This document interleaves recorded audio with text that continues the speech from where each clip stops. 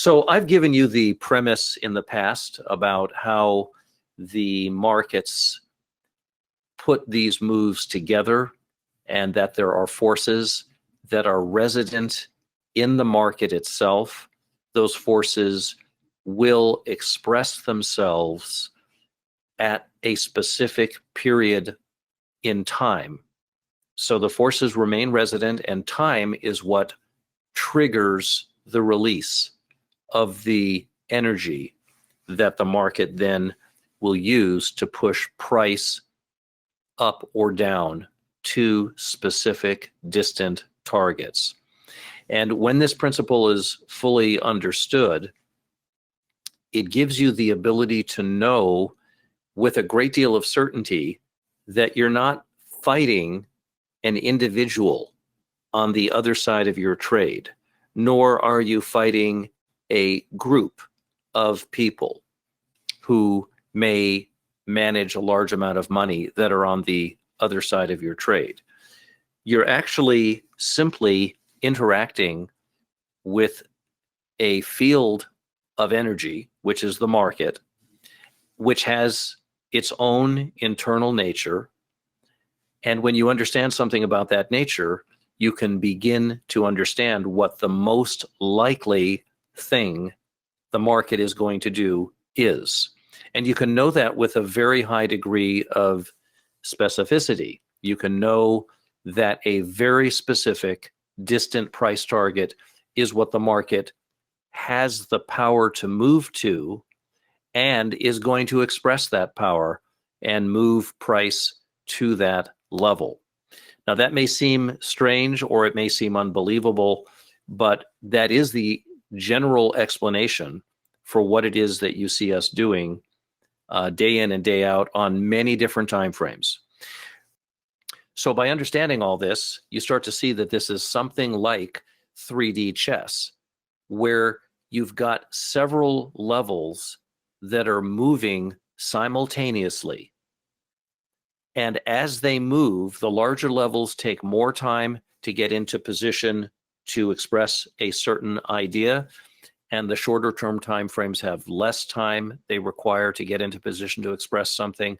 And you start to get a sense of the whole market, like the whole ocean, how it all works together, how all that water, all those waves move back and forth and culminate in waves that hit the beach at certain periods of time and so on.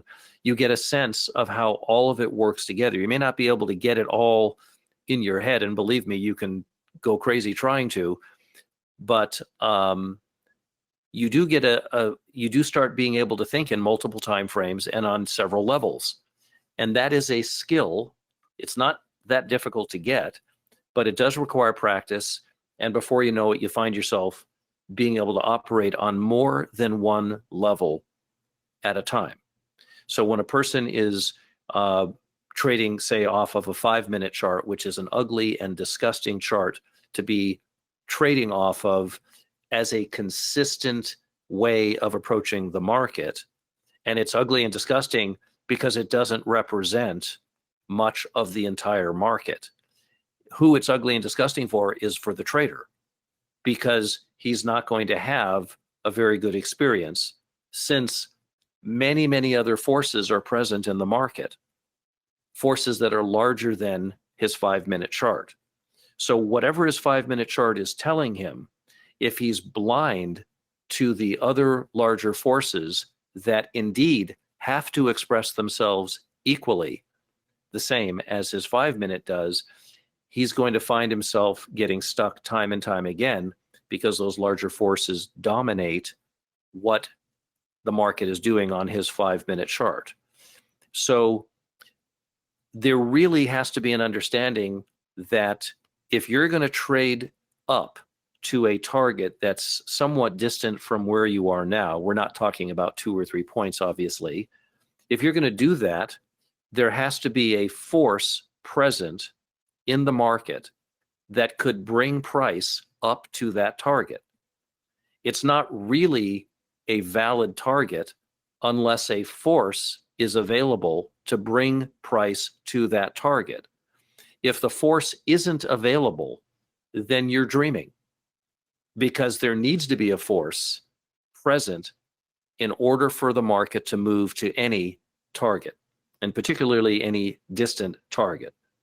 So it's very important to therefore have the knowledge that something is going to express itself, a force is going to express itself that has the power to bring the market to this distant target.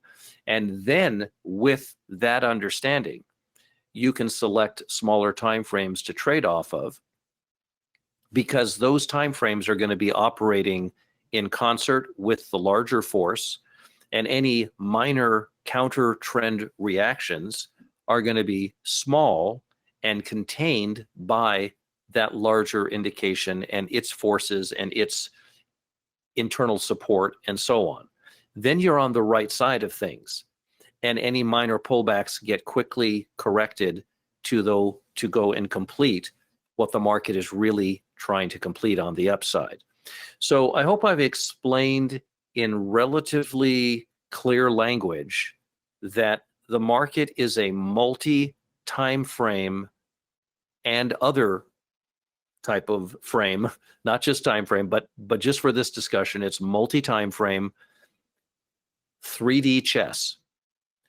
And it's not that difficult to understand when you understand that you're dealing with something that isn't a result of people and their individual moments and movements and desires. What you're really looking at is a field of energy that is energized by traders, by buying and selling. That energy is food, that energy is energy for the market to then express its nature.